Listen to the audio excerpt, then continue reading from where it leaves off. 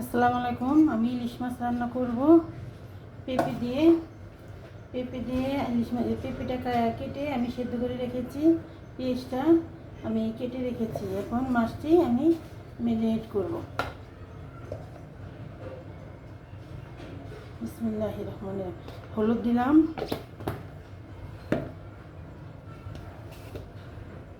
মরিচের ফাঁকি, পরিমাণ মতন আমি লবণ দিব। মাছটি আমি এখন মেখে ফেলবো।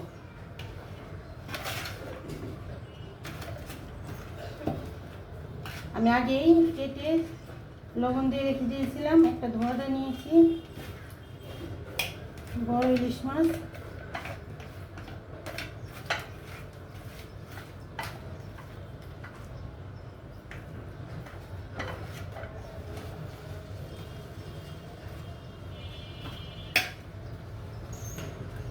আমি এখন ভেজে নিব।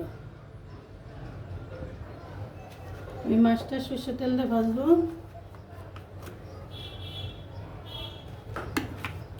আমি সবসময় সরষের তেল দিয়ে ভাজি। মাছটা সরষের তেল দিয়ে ভাজা হলে মাছটা না ভালো লাগে, মজা লাগে। বিসমিল্লাহির রহমানির রহিম।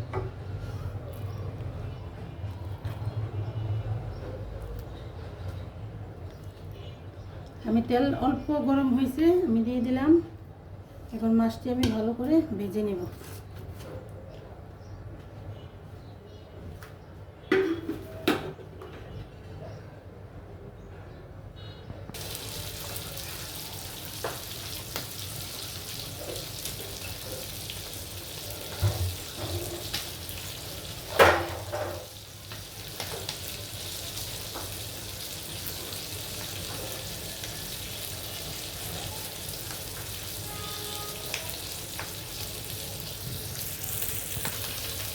আমি মাছটি এখন দিয়ে দিব। মাছটি আমি একটু কড়া ভাজা দিব। পেঁপেটা রান্না করবো তো, মাছটি একটু কড়া ভাজা দেব।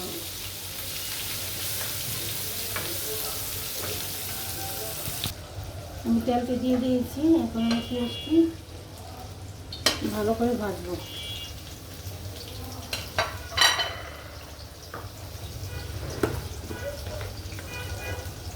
লবণ দিয়ে দিব।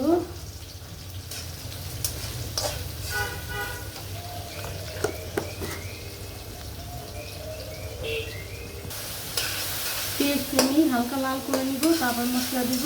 আমাদের পেঁয়াজটি ভালো করে ভেজে নিই।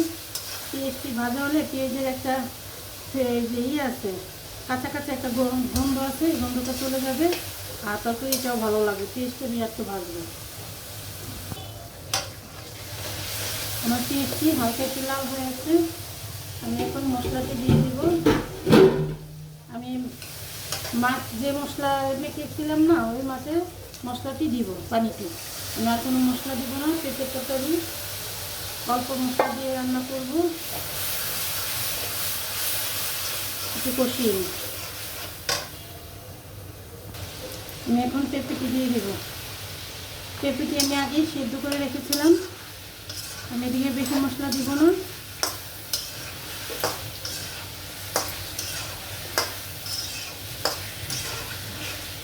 আমি এটা দিয়ে ভালো করে কষিয়ে নিই।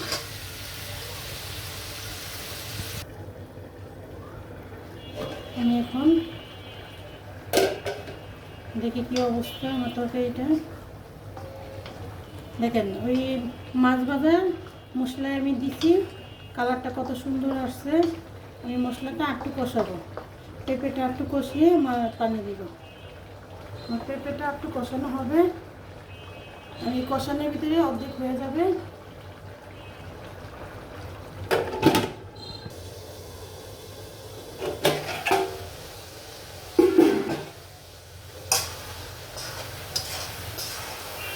আমার পেঁপেটা কষানো হয়ে গেছে।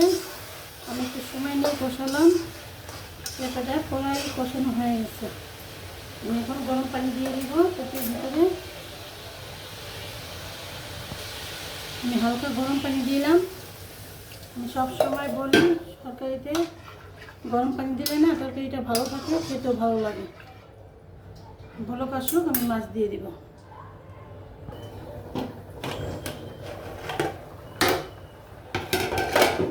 আমি এখন মাছ দিয়ে দিব। বিসমিল্লাহির রহমানির রহিম। মাছটি আমি সুন্দর করে দিয়ে দেব।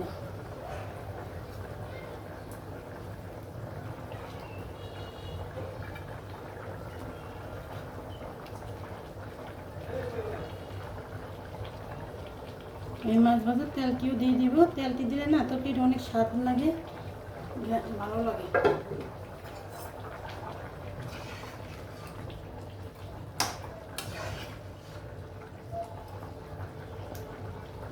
একটু বড় খুব